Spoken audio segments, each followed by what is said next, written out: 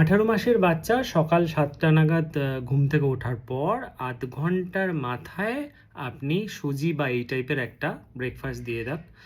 তারপরে 1টার সময় সে লাঞ্চ করে, কিন্তু মাঝখানে কি দেবেন বুঝতে পারছেন না। ভাবছেন যে ফ্রুট দেওয়া যায়, কলা দেবেন, সেটা সাফিসিয়েন্ট কিনা। দেখুন, আমার মেয়ের ক্ষেত্রে অভিজ্ঞতা বলি যে একটা কলা দিলে অনেক সময় আরেকটাও ও চায়, এবং একটা কলা যথেষ্ট হয় না ওর জন্য। তো কোনো সময় মাঝখানে যদি মনে হয় যে আপনি আরও একটা স্ন্যাক্স দেবেন, ডেফিনেটলি দেওয়া উচিত, কারণ অতটা টানা গ্যাপ দেওয়া উচিত না বাচ্চাদের। যে কোনো দুটো মিলের মাঝখানে 2 থেকে 3 ঘন্টার ম্যাক্সিমাম গ্যাপ দেওয়া উচিত, এর থেকে বেশি গ্যাপ দেওয়াটা ঠিক নয়। সুগার লেভেল ডাউন হতে পারে, ওদের খিদেও পায় স্বাভাবিকভাবে। তো এই সময় ডেফিনেটলি আপনি কলা দিতে পারেন, একটা কেন দুটোও দিতে পারেন যদি খেতে চায়। বা যদি মনে হয় একটা কলা, তারপরে কিছু ফলের টুকরো বা একটু ছানা বা একটু পনিরের টুকরো এরকমও দিতে পারেন, বা একটা ডিম সিদ্ধ দিলেন, এরকম দিতে পারেন।